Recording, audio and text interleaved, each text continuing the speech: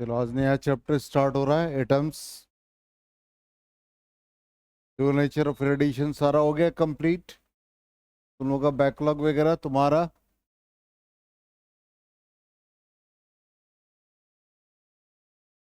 चलो atoms start कर रहे हैं। सबसे पहले रदरफोर्ड अल्फा स्कैटरिंग एक्सपेरिमेंट।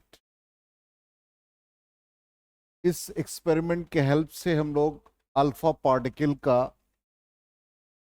एक पैरामीटर है जिसको इम्पैक्ट पैरामीटर कहते हैं, डिस्टेंस ऑफ क्लोजेस्ट अप्रोच, ये सब हम लोग फाइंड करेंगे। तो सबसे पहले यहाँ पर एक अल्फा पार्टिकल के लिए जो स्कैटरिंग एक्सपेरिमेंट है रदरफोर्ड का, उसमें एक सोर्स लेड बॉक्स के फॉर्म में है और वो बिस्मथ 214 और रेडॉन ये सोर्स है। अब यहाँ से ये इसके नियर रदरफोर्ड ने थिन गोल्ड फॉयल को यूज किया। अब ये जैसे ही स्ट्राइक किया और जिंक सल्फाइड स्क्रीन को यूज किया तो अल्फा पार्टिकल अल्फा बीम इस लेड बॉक्स से ओरिजिनेट हुआ और ये अल्फा बीम इस जिंक सल्फाइड स्क्रीन पर स्ट्राइक किया। इस तरह का एक पिक्चर हमने यहां पर ड्रॉ किया। अब इसको हम लोग इस फॉर्म में देखते हैं कि अल्फा पार्टिकल अपने पाथ से डिफ्लेक्ट हो रहा है। अब यहां पर इसको इस तरह से आप देखो कि जैसे गोल्ड इन गोल्ड फॉइल जो लिया उसी को हमने यहां पर कंसिडर किया गोल्ड एटम, और यहां से इसका न्यूक्लियस है गोल्ड का और यहां से अल्फा पार्टिकल अल्फा बीम के फॉर्म में निकल रहे और इस तरह से गोल्ड एटम के टुवर्ड्स जब अप्रोच कर रहा है तो इसके डिफ्लेक्शन को हम शो कर रहे हैं। ऐसे ही जा रहा है, डिफ्लेक्ट हो रहा है, ये जा रहा है, डिफ्लेक्ट हो रहा है। इसके डिफ्लेक्शन के पाथ को हम दिखा रहे हैं। इस तरह से डिफ्लेक्शन हो रहा है, कुछ रिट्रेस हो रहे हैं, कुछ वापस हो जा रहे हैं, कुछ डिफ्लेक्ट हो जा रहे हैं। इस तरह से इसका डिफ्लेक्शन होता जा रहा है इस अल्फा पार्टिकल अल्फा बीम का। तो जो ये स्कैटर्ड हो रहा है अपने पाथ से थ्रू एन एंगल थीटा, उसको हम लोग स्कैटरिंग एंगल थीटा कह रहे हैं। और यहां पर हमने number of alpha particles scattered को वाई एक्सिस पर रखा। तो इसके बीच जब हम ग्राफ प्लॉट करते हैं तो ये inversely proportional to sine to the power 4 theta by 2 आता है। ठीक, तो इसका मतलब ये इनवर्सली रिलेटेड हो गया। तो ग्राफ का नेचर ऐसा आता है, ये हम लोगों को जानना। Number of alpha particle scattered को स्कैटरिंग एंगल थीटा के रिस्पेक्ट में जब ग्राफिकल रिप्रेजेंटेशन देखा जाता है तो हमने कहा कि number of alpha particle scattered उसको हम n से रिप्रेजेंट करें तो it is inversely related to sine to the power 4 theta by 2 हो। इसका मतलब number inversely proportional to scattering angle. पूरा राउंड ऑफ करके हमने थीटा दिखा दिया। इसका मतलब ये क्या हुआ, एक रेक्टेंगुलर हाइपरबोला को रिप्रेजेंट करेगा। ठीक, अब इससे रिलेटेड कुछ पैरामीटर को हम लोग सीख लें और जान भी ले। तो सोर्स क्या क्या है? तो सोर्स में अल्फा पार्टिकल ऑलरेडी हम लोग जानते, हीलियम न्यूक्लियस है। अल्फा पार्टिकल का हम लोग सिंबल जो अल्फा पार्टिकल को रिप्रेजेंट करते हैं वो हीलियम न्यूक्लियस से रिप्रेजेंट करते हैं, जिसका एटॉमिक नंबर 2 मास नंबर 4। इसका मतलब इसका जो मास, ये नंबर ऑफ प्रोटॉन और नंबर ऑफ इलेक्ट्रॉन है वो 2 को रिप्रेजेंट कर रहा है और मास नंबर 4 को रिप्रेजेंट कर रहा है। तो इसमें वही लिखा हमने, इसका जो चार्ज है +2e है और जो मास है वो 4 times that of the hydrogen atom या मास ऑफ प्रोटॉन, और ये करीब करीब 10⁴ मीटर पर सेकेंड के स्पीड से ट्रैवल करता है और इसमें हाई पेनिट्रेशन होता है। इसलिए रदरफोर्ड ने अल्फा पार्टिकल स्कैटरिंग एक्सपेरिमेंट में अल्फा को ही इसलिए यूज किया था, इसका पेनिट्रेशन हाई होता है। ठीक है, चलिए अब यहां पर सोर्स की बात कर रहे हैं। तो यहां पर एक तरह से दो साइंटिस्ट का कंट्रीब्यूशन, एक रदरफोर्ड, एक जिजर मार्डसेन एक्सपेरिमेंट। तो किसने किसने क्या सोर्स यूज किया? तो लिड बॉक्स में रेडॉन यूज किया रदरफोर्ड ने, तो source of alpha particle radon हो गया। ठीक है, जीएम एक्सपेरिमेंट के लिए सोर्स बिस्मथ हो गया। अब इसको स्पीड जो रदरफोर्ड ने मेजर किया वो 10⁴ मीटर पर सेकेंड, जीएम एक्सपेरिमेंट से 1.6 इंटू 10⁷ मीटर पर सेकेंड। ये ऑर्डर थोड़ा याद रखेंगे तो यूज होगा। अब यहां पर गोल्ड फॉयल का थिकनेस इसने 10⁻⁻⁶ मीटर, इसने थोड़ा और थिकनेस कम लिया, 10⁻⁷ मीटर तक यूज किया। ठीक है, तो हम लोग रदरफोर्ड चूंकि स्टैंडर्ड इसी को हम लोग यूज करते हैं, तो इसके ऑर्डर को हमने वहां भी लिख दिया और यहां भी लिखा हुआ 10⁴ मीटर पर सेकेंड। ये ऑर्डर याद रखना चाहिए। और सोर्स जो हम लोगों ने यूज किया वो रेडॉन यूज किया। ठीक, अब नेक्स्ट पार्ट में हम लोग आते हैं, डिस्टेंस ऑफ क्लोजेस्ट अप्रोच। ये कहता है कि जब अल्फा पार्टिकल गोल्ड न्यूक्लियस के टुवर्ड्स अप्रोच करता है तो ये रीड, हम लोगों ने पहले अभी एक्सपेरिमेंट में देखा कि वो रीट्रेस हो जा रहा अपने पाथ पे, वापस आ जा रहा है। तो वही कहता है कि यहां पर जैसे ये है हमारा गोल्ड फॉयल, गोल्ड न्यूक्लियस, ये अल्फा पार्टिकल इसके टुवर्ड्स अप्रोच किया तो देखो क्या हुआ, रीट्रेस हो। तो इन दोनों के बीच में क्या हुआ, फोर्स ऑफ रिपल्सन हो गया।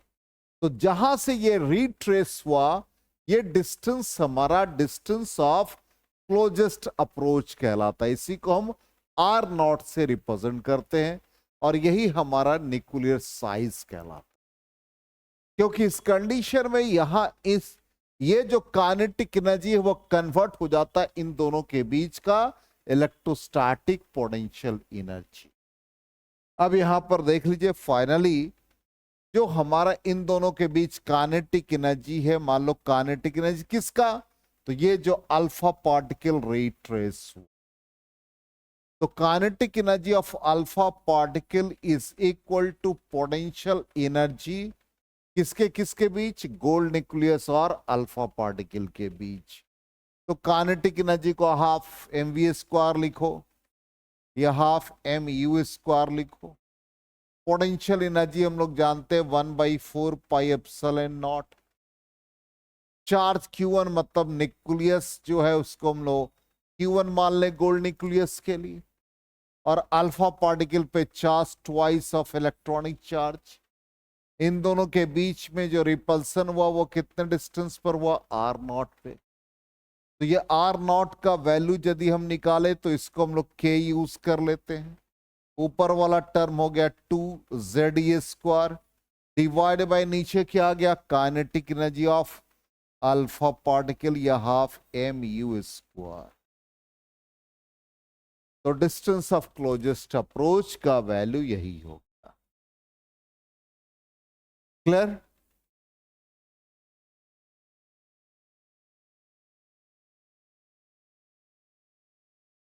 तो कहता when the distance between alpha particle and the nucleus is equal to the distance of the closest approach, then alpha particle comes to rest। जहां पे अल्फा पार्टिकल रेस्ट में आ जाए तो उन दोनों के बीच का जो डिस्टेंस है उसी को हम लोग क्या कहते हैं, डिस्टेंस ऑफ क्लोजेस्ट अप्रोच। लेकिन ये क्या है, बिल्कुल सेंटर ऑफ द न्यूक्लियस के टुवर्ड्स अप्रोच कर रहा है, जिसको हम लोग हेड ऑन कोलिजन कहते हैं। Exactly head on collision. ठीक है, यहां पर फिजिकल कांटेक्ट नहीं हो रहा है। कोलिजन के लिए कोई जरूरी नहीं कि फिजिकल कांटेक्ट ही हो। ठीक, अब कहता है एट दिस पॉइंट और डिस्टेंस या simply at a distance r0, the kinetic energy of alpha particle is completely converted into electric potential energy is known as distance of closest approach. जिस distance पर kinetic energy alpha particle का electrostatic potential energy में convert हो जाए, वो distance क्या कहलाएगा? Distance of closest approach कहलाएगा। और वही हमने यहां पर लिखा, half M U square is equal to 1/4 pi epsilon naught, और ये गोल्ड न्यूक्लियस पर चार्ज जेडी ले लिया, अल्फा पार्टिकल पर चार्ज 2e/r0। इससे हम r0 का वैल्यू निकालेंगे, तो ये आ गया k2z square by half M U square या 1/4 pi epsilon naught 2z square divide by kinetic energy of alpha particle. आगे समझ में? अब एक तो ये हो गया, दूसरा हम यदि मान लो कि ये तो हेड ऑन कोलिजन पे निकाला डिस्टेंस, अब एक ऐसा पैरामीटर से भी निकाल सकते जब स्कैटर्ड हो रहा था, डिफ्लेक्ट हो रहा था, उसको हम लोग कहते हैं इंपैक्ट पैरामीटर। इंपैक्ट पैरामीटर में देखो ये गोल्ड न्यूक्लियस, ध्यान दो, यहां से ये particle alpha particle centre of the nucleus के टुवर्ड्स अप्रोच नहीं कर रहा है, सेंटर से थोड़ी ऊपर डिस्टेंस से, देखो कॉर से सेंटर के ऊपर से, देखो ये यू स्पीड से गया और डिफ्लेक्ट हो गया अपने पास। तो जो स्कैटर्ड हुआ या डिफ्लेक्शन हुआ वो एंगल थीटा बन गया, जिसको हम लोग स्कैटरिंग एंगल भी कह सकते, डिफ्लेक्टिंग एंगल भी कह सकते। इसका मतलब अब यहां से सेंटर का जो डिस्टेंस होगा, सेंटर का जो लाइन ऑफ एक्शन होगा और इन दोनों के बीच के डिस्टेंस को, ये तो डिस्टेंस ऑफ क्लोजेस्ट अप्रोच हो गया, यहां से आप लाइन ड्रॉ कर लो, डॉटेड लाइन, और इसके बीच के डिस्टेंस को हम इंपैक्ट पैरामीटर कहेंगे। इसका मतलब इंपैक्ट पैरामीटर डिस्टेंस है कहां से? सेंटर ऑफ द न्यूक्लियस से। अब इसका वैल्यू क्या है? इसका वैल्यू थोड़ा सा याद रखना पड़ेगा। अभी जैसे हम लोगों ने डिस्टेंस ऑफ क्लोजेस्ट अप्रोच निकाला था, कितना? k2z square divided by kinetic energy of alpha particle, यही निकाला था। बिल्कुल इसी से मिलता जुलता रिलेशन होगा, सिंपल। यहां पर cot θ/2 आ जाएगा, यही कहता है। यहां पर देखो क्या गया? ZE स्क्वायर, क्या गया? 2 को रिप्लेस कर दोगे तो cot θ/2, और बाकी क्वांटिटी वैसे ही रहेगा। वहां क्या था न्यूमरेटर में? 2ZE स्क्वायर, तो 2 को रिप्लेस कर दो cot θ/2 से, याद रहेगा। तो ये हो गया इंपैक्ट पैरामीटर। अब कहता द परपेंडिकुलर डिस्टेंस, देखो यहां से क्या, ये डिस्टेंस हमारा परपेंडिकुलर डिस्टेंस है, किसका? u वेलोसिटी वेक्टर का, और अल्फा पार्टिकल का from the centre of the nucleus, जब ये न्यूक्लियस से काफी दूर पर है, इसी का नाम क्या रख दिया? Impact parameter. अब ये b का वैल्यू देखो, b का वैल्यू क्या है? यदि b का वैल्यू 0 हो जाए सपोज, इसका मतलब ये बिल्कुल हेड ऑन कोलिजन हो गया, तो इस पे कंप्लीटली क्या होगा? रिपल्सिव फोर्स ज्यादा होगा, जो अभी जस्ट हम लोगों ने निकाला impact parameter, distance of closest approach. तो इंपैक्ट पैरामीटर किस में कन्वर्ट हो गया? डिस्टेंस ऑफ क्लोजेस्ट अप्रोच में, मतलब b0 यदि सेंटर ऑफ द न्यूक्लियस से या उसके टुवर्ड्स अप्रोच करेंगे तब। अब b के वैल्यू को बढ़ाते जाओ तो क्या होगा? जितना ज्यादा b का वैल्यू लार्ज होगा तो cot θ/2 be directly proportional to cot θ/2। इसका मतलब क्या होगा? अल्फा पार्टिकल उतना कम डिफ्लेक्शन देगा। इसके हर पैरामीटर को आप ऐसे सिंप्लीफाई कर सकते हो। लार्ज वैल्यू ऑफ बी तो cot θ/2 भी लार्ज, तो स्कैटरिंग एंगल क्या होगा? स्मॉल। क्यों? cot का वैल्यू, tan का वैल्यू 0 to 90 इंक्रीज करता है, तो कॉट का वैल्यू 0 to 90 डिक्रीज करेगा। तो बी के वैल्यू को लार्ज होने के लिए कॉट थीटा बाई 2 का वैल्यू यदि लार्ज रखोगे तो न्यूमेरिकल वैल्यू क्या आएगा, स्मॉलर आएगा। इसलिए थीटा स्कैटरिंग एंगल स्मॉल हो जाएगा। इसका मतलब है कि बी का वैल्यू लार्ज होगा तो क्या होगा, ये far away from the centre of the nucleus. तब उस कंडीशन में थीटा कम हो गया तो क्या होगा, लिस्ट स्कैटर्ड हो जाएगा, कम स्कैटरिंग होगा, कम डिफ्लेक्शन होगा, स्मॉल डिफ्लेक्शन होगा। सेकेंड कंडीशन आ जाए, स्मॉल वैल्यू बी का वैल्यू कम हो जाए तो कॉट थीटा बाई 2 कम होने के लिए थीटा का वैल्यू क्या होना चाहिए, लार्ज। समझ में आ गया। तो अल्फा पार्टिकल क्या होगा, क्लोज टू द न्यूक्लियस और लार्ज डिफ्लेक्शन हो गया। थर्ड कंडीशन बी का वैल्यू 0 तो अल्फा पार्टिकल क्या होगा, directed towards the centre of the nucleus. इसका मतलब cot theta by 2 0 means theta by 2 is equal to 90 degree, theta becomes 180, इसलिए रिट्रेस हो जाएगा। ये अल्फा पार्टिकल यहां से यदि अप्रोच करेगा B0 तो यहां जाएगा और ये रिट्रेस हो जाएगा और ये डिस्टेंस हमारा क्या कहलाएगा, डिस्टेंस ऑफ क्लोजेस्ट अप्रोच कहलाए। आगे समझ में। तो कुछ टर्मिनोलॉजी था जो रदरफोर्ड अल्फा स्कैटरिंग एक्सपेरिमेंट के हेल्प से हम लोगों ने फाइंड किया। तो ये पहला इनिशियल पार्ट है। अब नेक्स्ट पार्ट हम लोग आ जाए बोस एटॉमिक मॉडल, जो हम लोगों ने केमिस्ट्री में ही पढ़ा था, Bose theory of hydrogen spectrum, याद है 11th में स्पेक्ट्रल सीरीज फाइंड किया था, लाइमन सीरीज, बामर सीरीज, सब भूल गए, गुड। तो बोस थ्योरी के अकॉर्डिंग क्या कहता है, सबसे पहले इसने ये बताया, इसका एजम्पशन यही था कि इलेक्ट्रॉन मूव कर रहा around the nucleus in certain circular stable orbits without emitting radiation. इसका मतलब है कि जब सर्कुलर ऑर्बिट में वो मूव करता है तो किसी तरह से इलेक्ट्रॉन का रेडिएशन नहीं होता है। इसका मतलब क्या है कि electrostatic force of attraction between the nucleus and electron is numerically equal to the centripetal force, mv square by R के इक्वल होगा। तो इस कंडीशन में पहला हो गया। दूसरा कहता है कि जो इलेक्ट्रॉन का एंगुलर मोमेंटम है वो क्वांटाइज्ड होता है। तो क्वांटाइज इसका मतलब integral multiple of h by 2 pi, angular momentum mvr is equal to nh by 2 pi. Clear, linear momentum और रेडियस का जो मल्टीप्लिकेटिव फैक्टर आएगा वो पूरा क्वांटिटी बन जाता है एंगुलर मोमेंटम, और angular momentum is equal to कहता है nh बाई 2 पाई।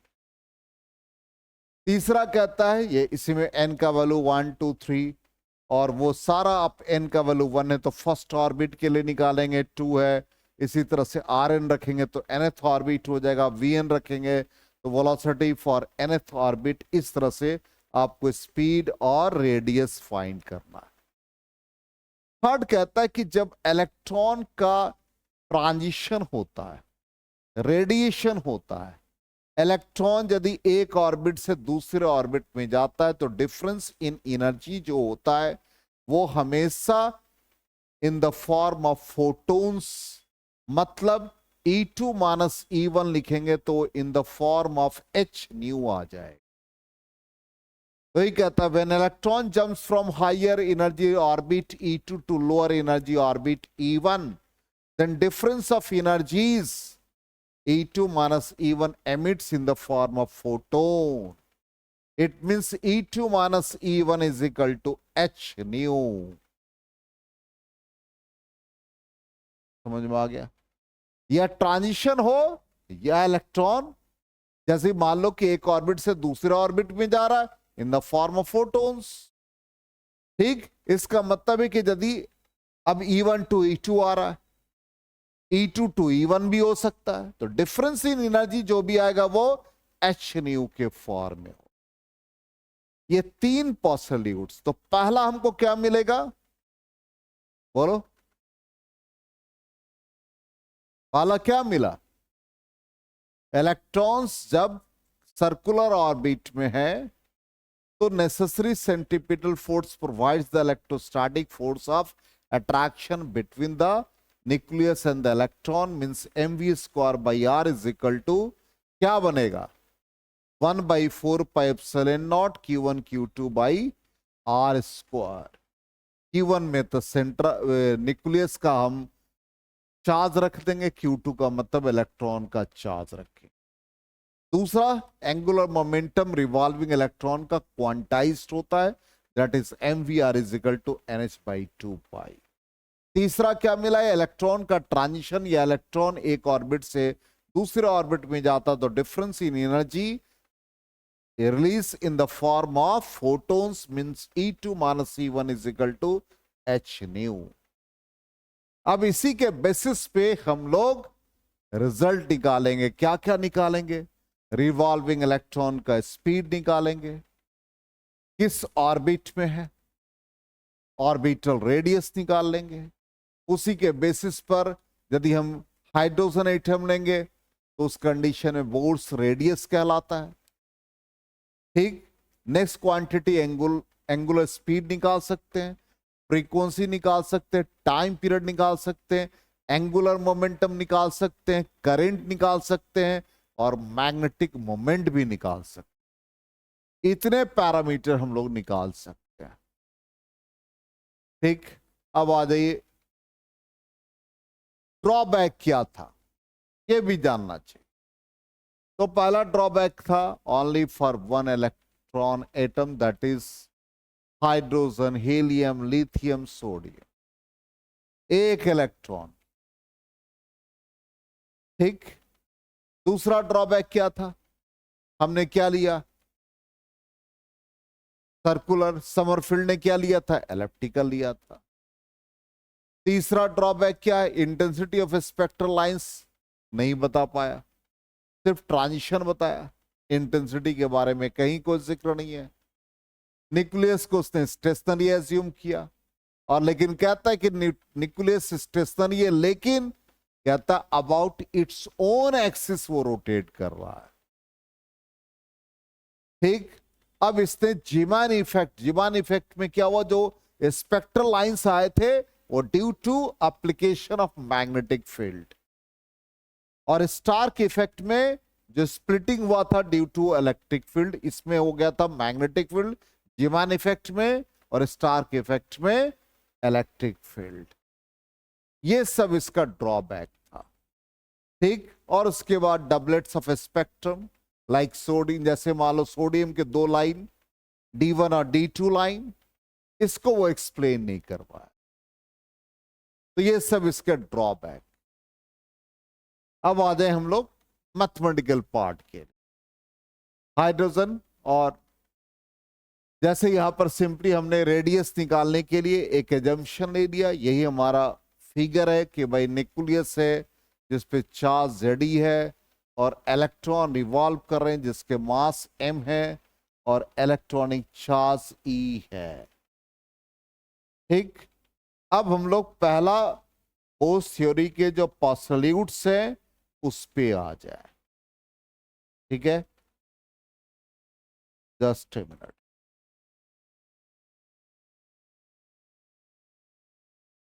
हाँ, तो पहला जो पॉस्टुलेट्स है, अब हमारे साथ आप लिखेंगे, जस्ट ए मिनट देख लेते हैं, एक मिनट। हाँ,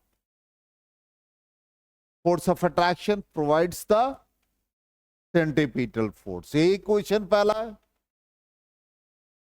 ठीक, दूसरा इक्वेशन ये। ठीक, अब यहां पर हम लोग इसको यूज देखिए कैसे करते हैं। mv² हमारे साथ कैलकुलेशन करेंगे, mv²/r is equal to k, ये हो गया Za² by r। Square equation 1। R और आर कैंसिल कर दो, तो M V square is equal to K Z E square by R equation 2।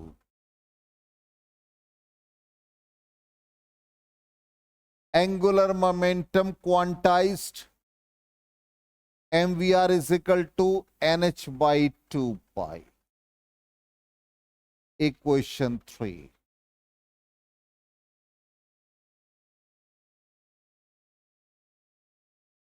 अब 2 में 3 से डिवाइड करें,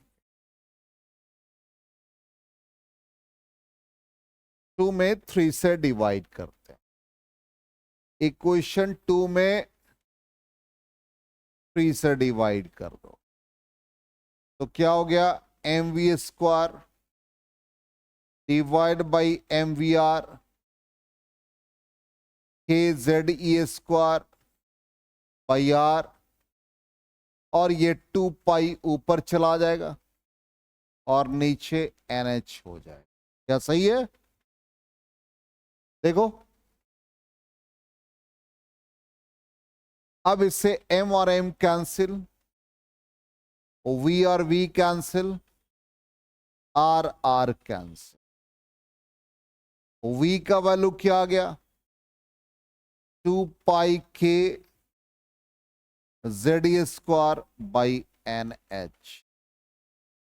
इसका मतलब वेलोसिटी फॉर nth ऑर्बिट बन गया Vn is equal to 2 pi के जेड स्क्वायर बाई NH। ये रिजल्ट आ गया। अभी हम लोगों ने स्पीड फाइंड किया, चेक करो, ठीक है? कहीं कोई डाउट नहीं है? यहां तक नोट कर लिया। अब इसके वैल्यू को हम लोग थर्ड में डाल देते हैं, सेकेंड में भी डाल सकते हैं, और उससे हम लोग रेडियस निकाल लेते। कलर चेंज कर दे, ये कलर से थोड़ा फेंट हो जा रहा है। तो इस वाले में रेडियस का फॉर्मूला हो गया NH by 2 pi M V. NH 2 pi M V for, तो रेडियस फॉर nth ऑर्बिट, ये वैल्यू डालो, ये हो गया 2 पाई के जेड ई स्क्वायर, और NH न्यूमरेटर में चले गया।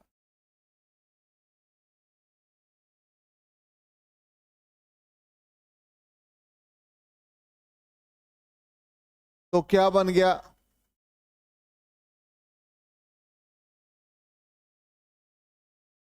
चेक करो, radius for nth orbit n square h square divided by 4 pi square m के जेड ई स्क्वायर हो गया, रेडियस फॉर nth ऑर्बिट।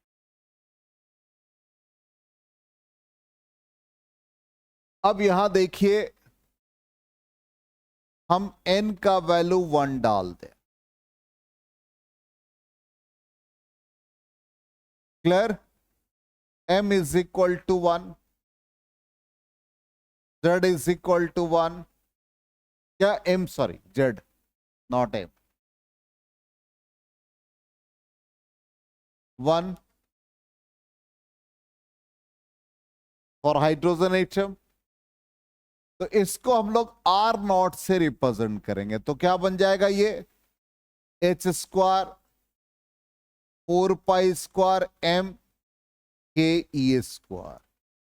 ई क्या हो गया electronic charge, M mass of electron, K का value 1/4 pi epsilon not, 9 × 10⁻⁹, H Planck's constant का value, पाई का value, सारा वैल्यू डालोगे तो ये 0.53 एंगस्ट्रम आएगा।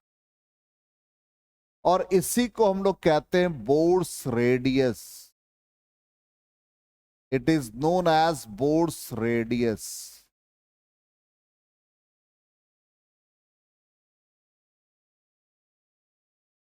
दूसरा कंक्लूजन क्या निकला? रेडियस फॉर nth ऑर्बिट, इससे हम लोगों को मिला कि R N directly proportional to N square. यदि रेडियस को कंपेयर करने के लिए दे देगा और नंबर ऑफ ऑर्बिट्स पता है तो आप कंपेयर कर सकते हैं। आगे समझ में? अब यहां पर आ जाए, एक हमारे पास वेलोसिटी हम लोगों ने पहले ही निकाल रखा है, तो स्पीड ऑफ इलेक्ट्रॉन की बात करते हैं। तो वी एन हमारे पास क्या? 2 पाई के Z square by N H. तो वी एन क्या हो गया? Inversely related to number of orbits. ठीक, एक और रिलेशन वी एन का, वी एन को हम लोग लिख दे 2 पाई के जेड स्क्वायर, सी से मल्टीप्लाई, सी से डिवाइड लिख सकते हैं। ये पूरा क्वांटिटी हम लोग कहते हैं अल्फा, और अल्फा को कहते हैं, ये वैल्यू होता है 1/137, known as fine structure constant.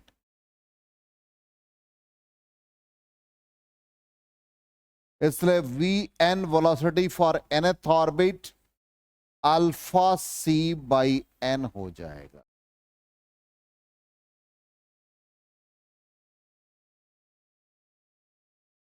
तो आज हम लोगों ने रेडियस और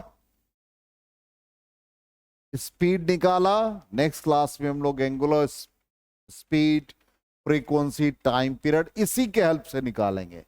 इसलिए जितना इक्वेशन हम लोगों ने डिराइव किया, रेडियस और स्पीड, इसी को कैरी करना है। इरेज करें।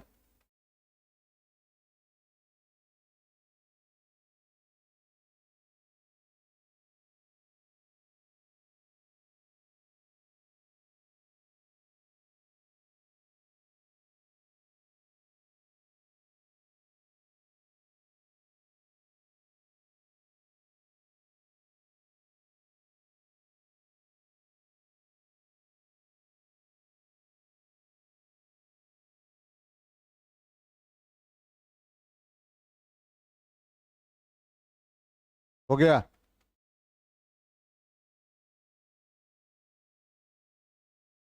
चल, तो एक बार कंपेयर कर ले हम अपने रिजल्ट से।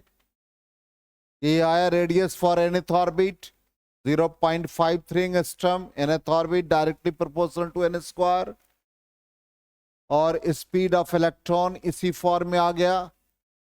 फाइनली चेक करो, तो हमने डायरेक्टली निकाल दिया, सी का भी वैल्यू डाल दिया अल्फा, मतलब जेड का वैल्यू डाल करके अल्फा, ठीक, और इसका वैल्यू 2.2 इंटू 10⁶ होता है। अब इसी के हेल्प से हम लोग कल के क्लास में नेक्स्ट पैरामीटर फाइंड करेंगे।